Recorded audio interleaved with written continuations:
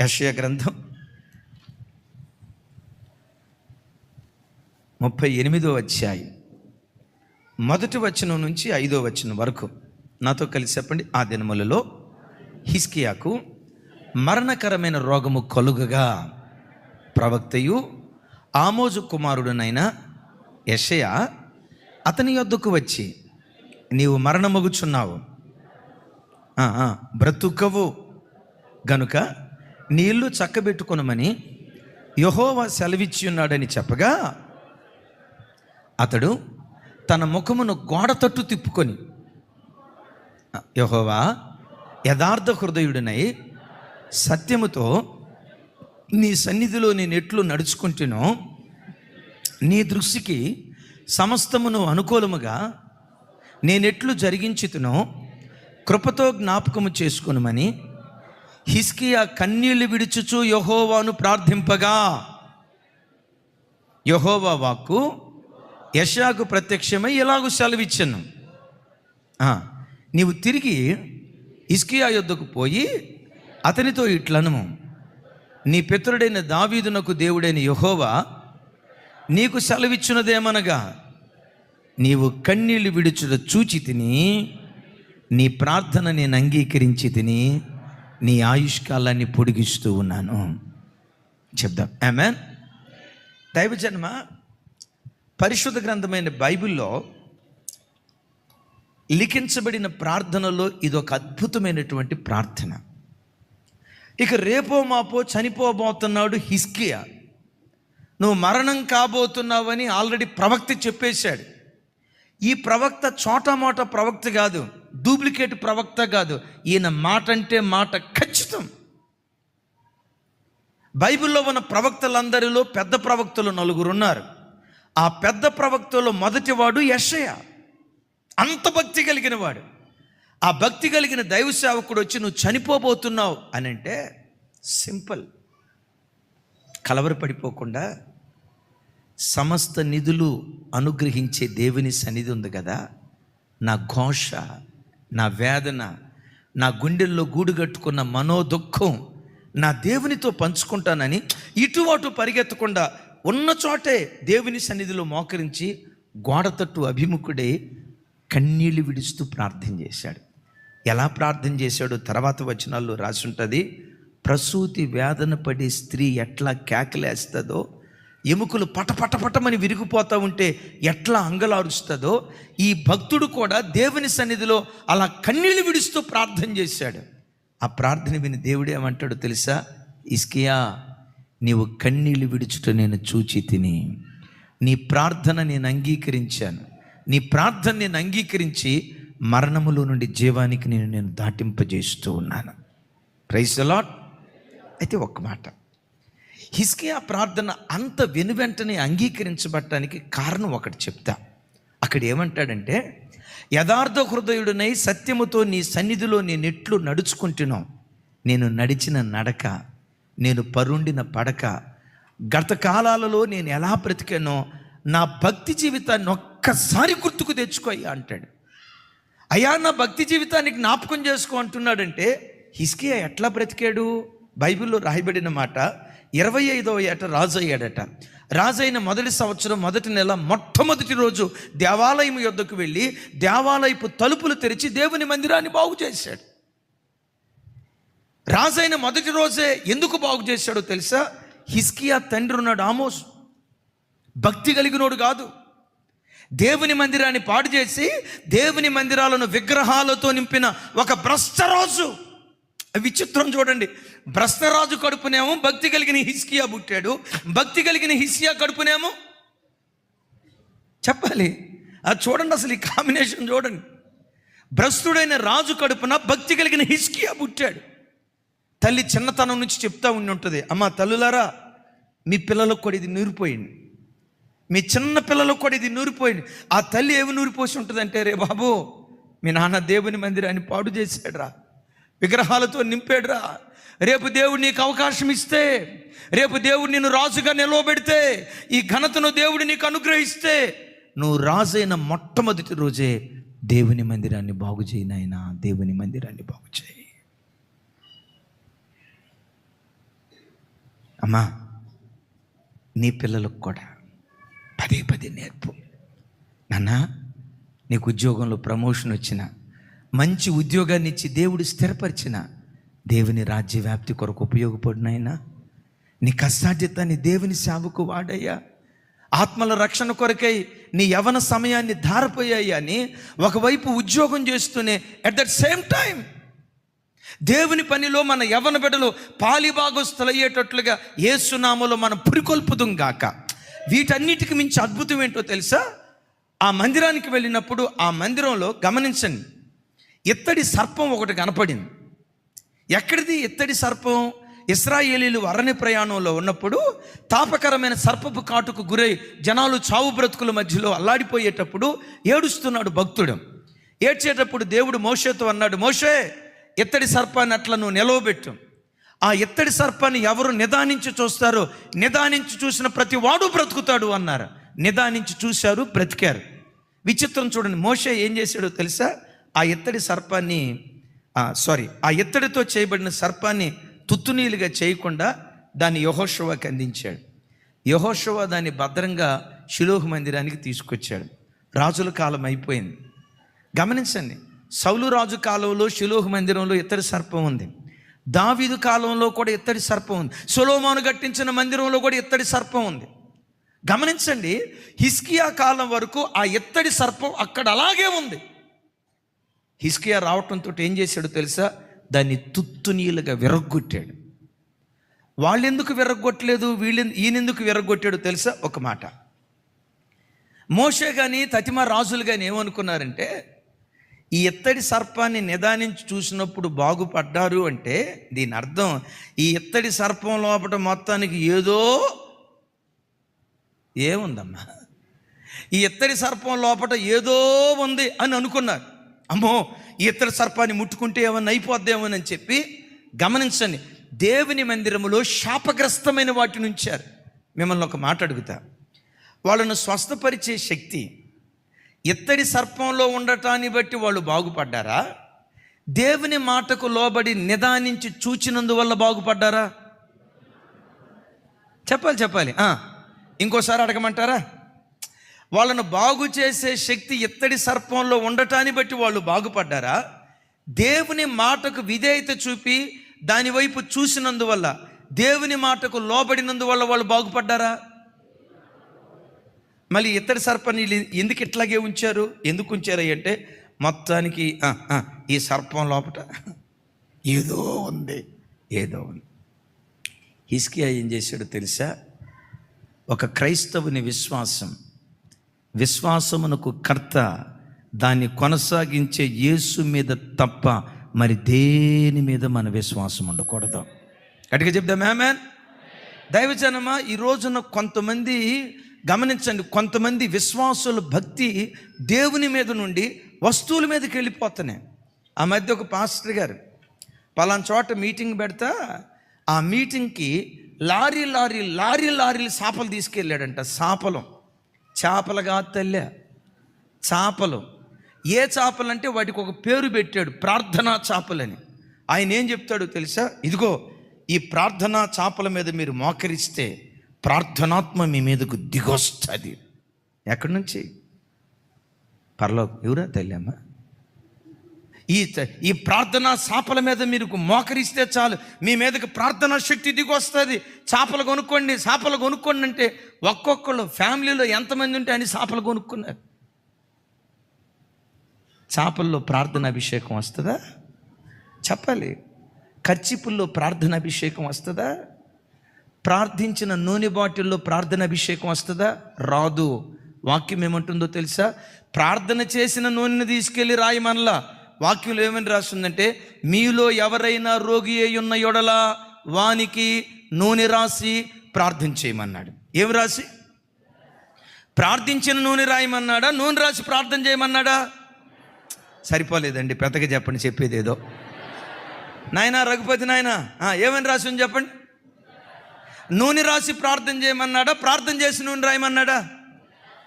ఇంకోసారి, ప్రార్థన చేసి నూనె రాయమన్నాడా, నూనె రాసి ప్రార్థన చేయమన్నాడా? నేను ఇదే మాట అంటే ఒక ఆయన అన్నాడు, ఏముందండి ఇందులో కుడి ఎడమైతే తప్పే ఉంది, రెండు ఒకటే అన్నాడు. మిమ్మల్ని అడుగుతా, కుడి ఎడమైతే పొరపాటు లేదా? కుడే ఎడమే.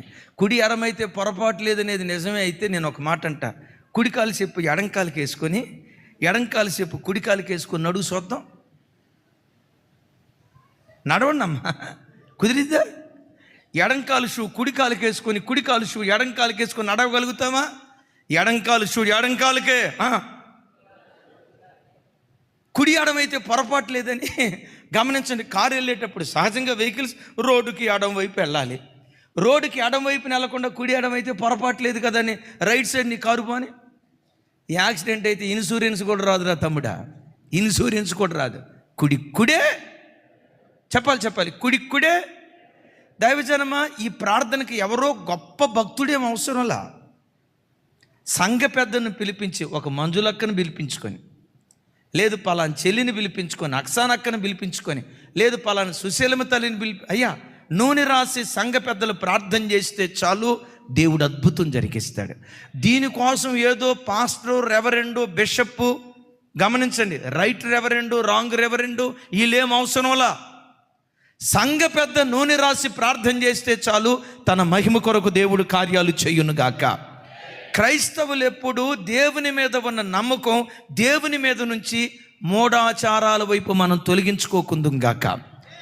యవ్వన వయసులోనండి దేవుడు దేవుడు దేవుడని దేవుని మందిరం కొరకు పరిగెత్తితే, ఇప్పుడు కష్టం వచ్చింది కదా, ఇప్పుడు ఏమంటాడో తెలుసా? అయ్యా, నా యవ్వన కాలంలో నీ కొరకు పరిగెత్తింది ఒకసారి గుర్తుకు తెచ్చుకోవా? 25వ ఏటయ్యా నేను రాజునైన వెంటనే నా అడుగులు ఎక్కడ పడ్డాయో తెలుసా? నీ మందిరానికి పడ్డాయ్యా. అయ్యా, నీ ఇల్లు పాడైతే నేను మౌనంగా ఉన్నానా? బాగు చేశాగా. నీ ఇల్లు నేను ఎట్లా బాగు చేశానో నా ఒంటిని కూడా నువ్వు అట్లా బాగు చేయాలయ్యా. నీ ఇంటిని నేను బాగు చేశాను, నా ఒంటి నువ్వు బాగు చేయ్యా అన్నాడు. మారు మాట మాట్లాడకుండా బాగు చేసి 15 సంవత్సరాల ఆయుష్ను పొడిగించాడు. యవన బిడ్డలారా చూడండి, ఒక్క మాట చెప్తా. ఇక్కడ చాలామంది యవన బిడ్డలు ఉన్నారు. మీరు ఉద్యోగాలు చేస్తున్నారో చదువుకుంటున్నారో నాకు తెలియదు, కానీ ఒకటి చెప్తా, నీ యవ్వన కాలపు పవిత్రత భవిష్యత్ కాలంలో దేవునికి అది ఒక జ్ఞాపికగా మిగిలిపోద్ది. మరోసారి చూడండి, నీ నిండు యవ్వన కాలంలో లోకం వైపు పరిగెత్తకుండా, యవ్వనాశా ఇచ్చిన వైపు పరిగెత్తకుండా, నా యవ్వన జీవితం క్రీస్తు కొరకేనని యవ్వన జీవితాన్ని క్రీస్తుకు సమర్పిస్తే, యవ్వన కాలమందు పుట్టిన కుమారులు బలవంతుని చేతిలో బాణాలు వంటి వారట. ఏ కాలంలో పుట్టిన వాళ్ళు? వయసు అంతా ఉడికిపోయిన తర్వాత నువ్వు దేవుని దగ్గరికి రావటం కాదు. లోకంలో చేయాల్సిన పాడు కార్యక్రమాలన్నీ చేసి, బ్రతకాల్సిన రోత బ్రతుకంతా బ్రతికి, పాపాన్ని జురుకొని, పాపపు బురదలో డొర్లి, అపవిత్రమైన కార్యాలన్నీ చేసి, ముసలితనంలో నడి వయస్సులో నువ్వు దేవుని దగ్గరికి రావటం కాదు. యవ్వనం నీలో ఉన్నప్పుడే, శరీరపు కోరికలు నీలో రగిలేటప్పుడే, లోకపు ఆశా ఇచ్చలు నెరవేర్చుకోగలిగే శక్తి సామర్థ్యాలు నీలో ఉన్నప్పుడే, శరీరపు దురాశలు సిలువేసి ఈ ఒక్క జీవితం నీ కొరకు బ్రతుకుతానయ్యా అని యవ్వన జీవితాన్ని ప్రభు కొరకు సమర్పించు. బలవంతుని చేతిలో బాణంగా దివ్యమైన భవిష్యత్తును దేవుడు నీకు అనుగ్రహిస్తాడు. అటుగా చెప్దాం ఆమేన్. నేనంట, యవ్వన వయసులో నువ్వు చేసిన భక్తి, నడి వయసుకు వచ్చిన తర్వాత, వృద్ధాప్యానికి వచ్చిన తర్వాత నీకేదైనా కష్టం వస్తే, యవ్వన కాలంలో నువ్వు చేసిన భక్తి వృద్ధాప్యంలో నడి వయసులో నిన్ను దేవుడు జ్ఞాపకం చేసుకోవటానికి కారణమవుతుంది. ఆమేన్. చాలా సంవత్సరాల క్రితం ఒక చోట జరిగిన ఒక యథార్థ ఘటన. అతడు ఒక కడు పేదవాడు. అతనికి ప్రార్థన ఎలా చేయాలో తెలియదు. ప్రతిరోజు మధ్యాహ్నం ఆయనకున్న అలవాటు 12 అయిందంటే చాలు మందిరానికి వచ్చేవాడు, నిలువు మోకాళ్ళ మీద ఉండేవాడు. ప్రార్థన ఎలా చేయాలో ఆయనకి తెలియదు, ఎలా ప్రార్థన చేసి దేవుని మనసు గెలుచుకోవాలో కూడా తెలియదు. కానీ ఒకటి, దేవుని సన్నిధిలో ప్రార్థన చేయాలనే ఆరాటం ఉండేది. ప్రతిరోజు మధ్యాహ్నం 12ంటికి వచ్చేవాడు, అలాగే మోకరించేవాడు. అలా యేసయ్య వైపు చూస్తూ ఇలా అంటాడట, యేసు నేను నీ జానును వచ్చాను. చూడండి చూడండి, యేసు నేను నీ జానును వచ్చాను అని అనేవాడండి. ఇంకేమనేవాడు కాదు, ఎట్లా ప్రార్థన చేయాలో ఆయనకు వచ్చేది కాదు. ఈరోజు వస్తాడు, మోకరిస్తాడు, ఖచ్చితంగా 12 అయిందంటే దేవుని మందిరానికి వస్తాడు, మోకరించి ఒకటే మాట, యేసు నేను నీ జానును వచ్చాను. ఈరోజైనా రేపైనా మరుసటి రోజైనా ఇదే ప్రార్థన. ఆ సంఘంలో ఉండే పాస్టర్ గారికి ఈయన మీద డౌట్ వచ్చింది. సరే ఏమోలే అన్నట్లుగా కాస్త అనుమానపడ్డ తర్వాత తెలుసుకొని మౌనం అయిపోయాడు. ఒకానొక రోజు ఈ జాను అనారోగ్యానికి గురయ్యాడు. ఒంటరివాడు, తన వాళ్ళంటూ ఎవరు లేరు. హాస్పిటల్లో పడ్డాడు. విచిత్రం చూడండి, హాస్పిటల్లో పడిన రోగులందరి దగ్గరికి వచ్చిపోయే బంధువులు చాలామంది ఉన్నారు. హాస్పిటల్లో ఉన్న వాళ్ళ దగ్గరికి వాళ్ళు వచ్చేటప్పుడు ఎవరు ఒట్టి చేతులతో రారుగా. ఏమేమి తీసుకొని వస్తారు చెప్పండి? యాపిల్ పళ్ళు, అట్టిపళ్ళు, సపోటా పళ్ళు, ఇంకేమేమి ఉన్నాయో. విచిత్రం తెలుసా, హాస్పిటల్లో ఉన్న పేషెంట్కి పరిచర్యలు చేయటానికి ఉన్న మనుషులు ఉన్నారు చూసారా, ఆ నెల రోజుల్లో లావై బయటకు వస్తారు. అంత గొప్ప కృప ఉంటుంది అక్కడ. సరే చూడండి, వాళ్ళు వీళ్ళు అవి తీసుకొచ్చి అందరు పలకరిస్తూ ఉన్నారు. వాళ్ళందరికీ బంధువులు వస్తున్నారు. ఎంతమంది బంధువులు వచ్చినా అందరి ముఖాలు మాడిపోయినట్లుగా ఉన్నాయి. ఈ జానును పలకరించడానికి ఒక్క నాథుడు రాట్లా. పాపం దిక్కులోనోడేమో అనుకుని అతని వైపు చూస్తూ ఉంటే హాస్పిటల్లో ఉన్న రోగులందరికంటే ఆయన ముఖం ప్రకాశమానమైన తేజస్సుతో వెలుగుతుందంట. వీళ్ళు యాపిల్ పండ్లు తింటున్నారు, బనానా తింటున్నారు, క్యారెట్ జ్యూస్, బీట్రూట్ జ్యూస్, అన్ని రకాలు. మళ్ళీ వాటిలో ఇదేదో వేస్తూ ఉంటారు. ఏంటిదో పౌడర్ చల్లుతారు కదా, బోర్నవేట, అవి చల్లి ఇవి తాగిన వాళ్ళందరూ నీరసంగానే ఉంటున్నారు. ఎవ్వరూ రాకుండా అనాథగా ఉన్న ఈయన ముఖం మాత్రం కళకళలాడుతుంది. అందరూ చుట్టుపక్కల వాళ్ళు అడిగారంట, ఏమయ్యా మాకు ఎంతమంది బంధువులు ఉన్నారు, బలగం ఉంది, ఎంతమంది బలకరిస్తానికి వస్తున్నారు, మా ముఖాలు ఎంతమంది ఉన్నా వాడిపోయినట్టుగా ఉన్నాయి, నిన్ను పలకరించడానికి ఎవరూ రావట్లేదు కదయ్యా, అయినా నువ్వు ఎంత సంతోషంగా ఉన్నావేంటి, నీ సంతోషానికి కారణం ఏంటి అంటే ఆయన అన్నాడట, చూడండి, నన్ను బలకరించడానికి ఎవరూ రావట్లేదని ఎవరు చెప్పారు మీకు?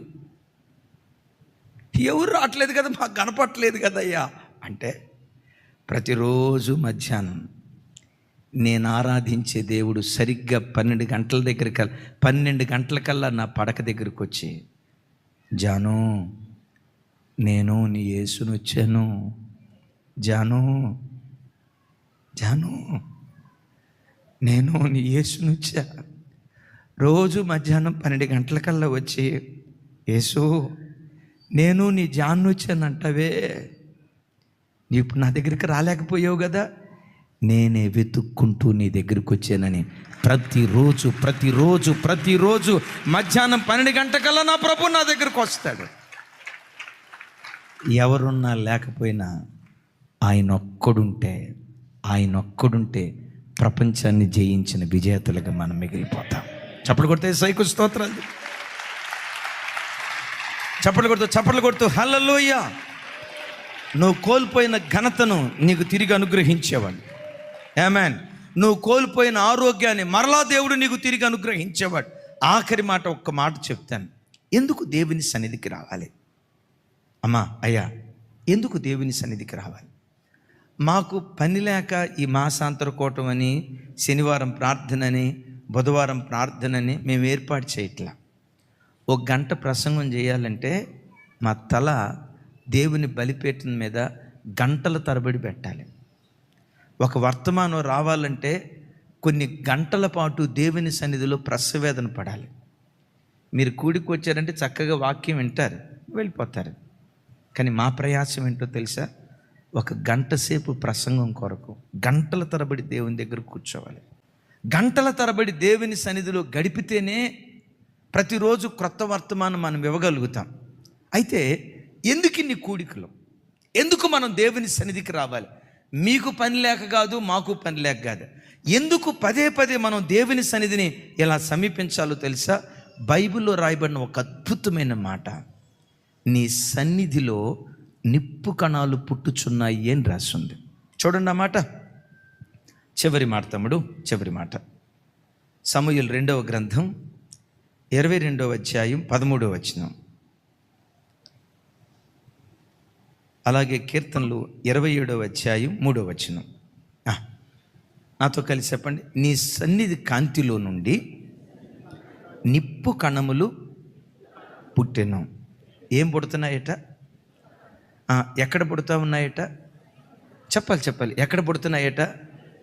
దైవజనమా, నువ్వు పదే పదే దేవుని సన్నిధిని సమీపిస్తే నీ ఒక నిప్పు కణంగా దేవుని కొరకు మారతావు. నిప్పు కణంలో చెత్తేస్తే చెత్త ఏమైపోద్ది? గడ్డేస్తే గడ్డి ఏమైపోద్ది? వ్యర్థతేస్తే వ్యర్థత ఏమైపోద్ది? మొత్తం కాలి బూడిదైపోతుంది.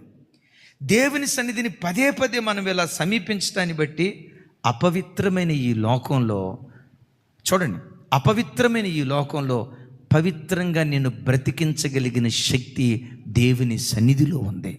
ఎంత పవిత్రంగా బ్రతికించగలిగిద్దో తెలుసా? నిన్ను ఒక నిప్పు కణంలాగా మార్చగలుగుతుంది. చప్పటి కొట్టు స్తోత్రాలు చెప్దాం. యేసయ్య కొరకు మనం ఒక నిప్పు కణంగా మారాలి. నామకార్థ భక్తి చేయటం కాదు, ఇటో కాలు అటో కాలు వేసే నులివెచ్చని జీవితం చేయటం కాదు.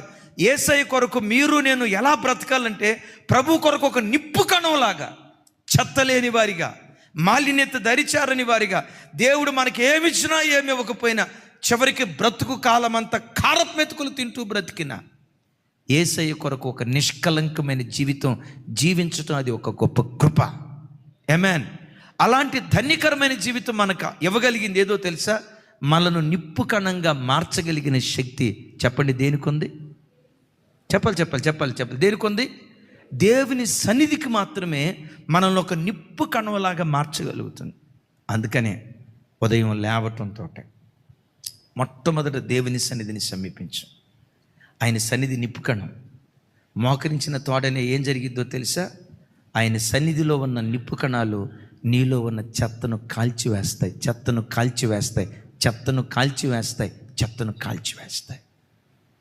ఆ చెత్త ఎక్కడ కాల్చివేయబడతాదోనని సైతానుగాడు ఏం చేస్తాడో తెలుసా? మోకరించి ప్రార్థన చేయని.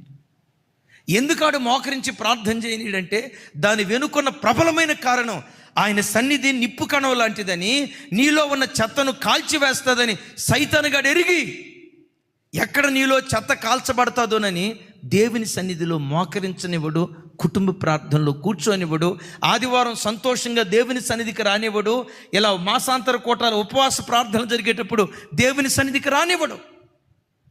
దైవజనమా, మన జీవితాల్లో ఉన్న ప్రతి చెత్తను కాల్చివేయగలిగిన శక్తి దేవుని సన్నిధిలోనే ఉంది. చెప్పండి, ఎక్కడుంది? ఆయన సన్నిధి ఎలాంటిదట? నిప్పు కణం లాంటిది. ఆ నిప్పు కణం లాంటి దేవుని సన్నిధి మనలో ఉన్న చెత్త అంతటిని యేసు నామములో కాల్చివేయునుగాక. అద్భుతం. ఆయన సన్నిధిలో ఉన్న మాధుర్యాన్ని గనక నువ్వు రుచి చూడగలిగితే, భక్తుడైన దావీదు 2 ప్రార్థనలు చేస్తాడు. చూడండి ఒకసారి, నేను చదువుతాను, జస్ట్ వినండి, ముగిస్తాను. చూడండి నా వైపు. దావీదు దగ్గర నుంచి సింహాసనం కోల్పోయింది. తన కుమారుడైన అబ్షాలోము తనకు వ్యతిరేకంగా లేచి తిరుగుబాటు చేయటాన్ని బట్టి దూరం అయిపోయాడు. కిరీటం పోయింది, సింహాసనం పోయింది, ఇవన్నీ పోయాయి.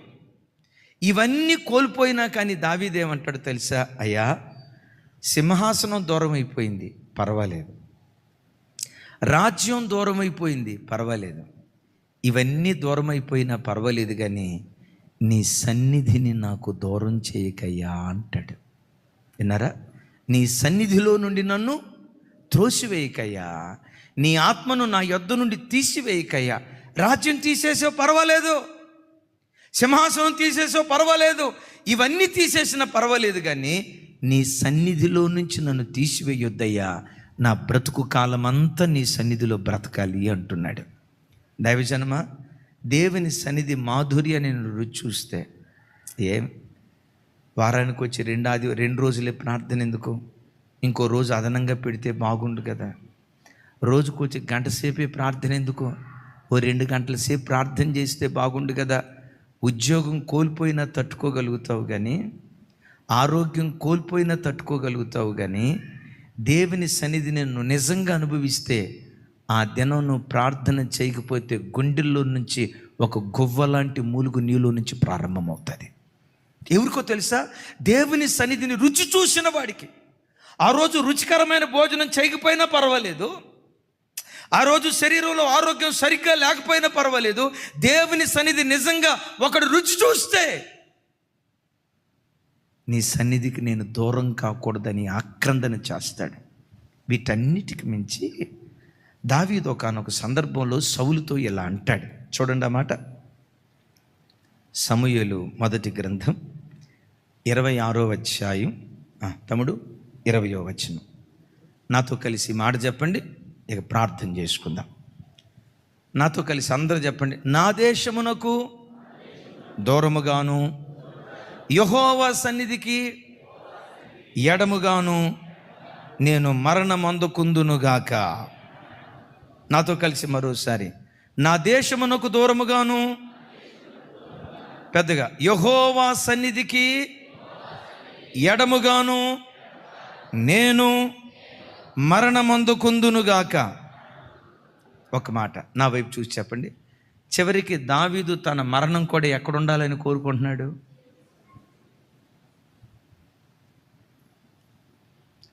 తన మరణ దినం కూడా దేవుని సన్నిధిలో ఉండాలని కోరుకుంటున్నాడు. అంటే దావీదు ప్రార్థన, నేను బస్సులో ప్రయాణమై వెళ్ళేటప్పుడు నా ప్రాణాన్ని కోల్పోకూడదయ్యా. హాస్పిటల్లో ఐసీయూలో ఉండి, తప్పేం కాదు, అట్లా కోల్పోవటం తప్పని కాదు. అంటే దావీదు ఆశ ఏంటంటే హాస్పిటల్లో ఐసీయూలో ఉండి నా ప్రాణాన్ని కోల్పోవటం కాదయ్యా, వంట పని చేస్తూనో కూరగాయలు కట్ చేస్తూనో బట్టలు ఉతుకుతూనో అక్కడ నా ప్రాణాన్ని కోల్పోవటం కాదయ్యా, మోకరించి ప్రార్థన చేస్తుండగా ప్రార్థిస్తుండగా ఆ ప్రార్థనల మధ్యలో నా ఆత్మ నీ సన్నిధికి చేరాలయ్యా. నా మరణ దినం కూడా నీ నాకు తెలిసిన ఒక ఆయన ఉన్నాడు, ఎల్ఐసిలో పనిచేస్తాడు అక్క, చాలా భక్తి కలిగినాడు. దైవ సేవకురాలకి తెలుసు. ఆత్మీయత అంటే ఆయన చూసి నేర్చుకోవచ్చు. మందిరానికి వచ్చాడంటే ఆ రోజుల్లో ఆరాధన 9ంటికి ప్రారంభమైతే ముగింపు వచ్చేసరికి 1:30-2 అయిపోయేది. అంటే ఎన్ని గంటలు? 4:30 గంటలు. 9ంటికల్లా ఆరాధనకు వస్తాడండి. ఇక మోకరించాడంటే ఒకటే ఆత్మతో నింపబడి ఉంటాడు. ఎల్ఐసి ఎంప్లాయ్ మోషే గారని ఆత్మచేత నింపబడి కంతులేస్తూ ఉంటాడు. ఆరాధన అయిపోయేసరికి నేను అంటాను, ఆయన వేసుకున్న చొక్కాయి బనియన్ పిండితే కనీసం పావు బకెట్ నీళ్ళు వస్తాయి. అంత ఆత్మలో ఆనందిస్తాడు. ఆ రోజుల్లో ఏసీ ఫ్యాను ఇదంతా లేదు, రేకుల షెడ్డే చర్చ్. చాలా భక్తి కలిగినాడు. ఆ రోజు ఉదయం యథావిధిగా 4ంటికి లేచాడు, ప్రార్థన అయిపోయింది. ఇక 9ంటికి డ్యూటీకి వెళ్ళే ముందు 8:30కి ప్రార్థన గదిలోకి వెళ్ళాడట. ఇక నాన్న ప్రార్థన చేసుకుంటున్నాడులే, ప్రార్థన చేసుకుని వెళ్తాడులే అని పిల్లలు ఆగారు. 8:15 అవుతుంది, గదిలో నుంచి బయటికి రాలా. 8:30 అవుతుంది, గదిలో నుంచి బయటికి రాలా. 9:15 అవుతుంది, ప్రార్థన గదిలో నుంచి బయటికి రాలా. అరే నాన్న డ్యూటీకి వెళ్ళే టైం అయిపోయిందే, వెళ్తానని స్నానం చేసుకొని బట్టలు వేసుకొని ప్రార్థన గదిలోకి వెళ్ళాడే. ఓ 10 నిమిషాలు ప్రార్థన చేసుకొని బయటకు వస్తాడు. 30 గంట అవుతున్నా ఏంటి ప్రార్థన గదిలో నుంచి రాలేదని ఆ ప్రార్థన గది దగ్గరికి వెళ్ళి తలుపు కొట్టే ముందు ఏం ప్రార్థన చేసుకుంటున్నాడేమో డిస్టర్బ్ చేయటం ఎందుకులే అని ఆ తలుపు దగ్గర చెవి పెట్టారు. శబ్దం ఏమీ లేదు. ఏంటి ప్రార్థన శబ్దం కూడా లేదని తలుపు అట్లా నెట్టి చూస్తే చూడండి, మోకాళ్ళలోని చూడండి నా వైపు, మోకాళ్ళలోని ఈ మోకాళ్ళ మధ్యలోని తలకాయ ఇట్లా పెట్టుకొని ఇట్లా ముడితేసుకొని మోకాళ్ళ మధ్యలోని అట్లా తల వంచున్నాడట. అన్న మోకరించి ప్రార్థన చేస్తున్నాడా? ప్రార్థనలో నిద్రలోకి వెళ్ళిపోయాడా? ఏంటి కదలట్లేదు అని చెప్పి కొడుకు దగ్గరికి వెళ్ళి నాన్న నాన్న నాన్న అని ఇట్లా తట్టి చూస్తే అప్పటికే చనిపోయి ఉన్నాడంట తండ్రి. ఎక్కడ చనిపోయాడు? నేనంట క్రైస్తవ జీవితంలో ఇంతకు మించిన ధన్యకరమైన మరణం ఏదైనా ఉంటుందా? ఇంతకు మించిన ధన్యకరమైన మరణం అదే దావీదు అంటాడు, నీ సన్నిధికి ఎడముగా నేను మరణం అందుకుందునుగాక. నా ఆఖరి శ్వాస కూడా నీ సన్నిధిలో ఉండాలి. అట్టి ధన్యకరమైన బ్రతుకు దయగల దేవుడు మనందరికీ దయచేయును గాక.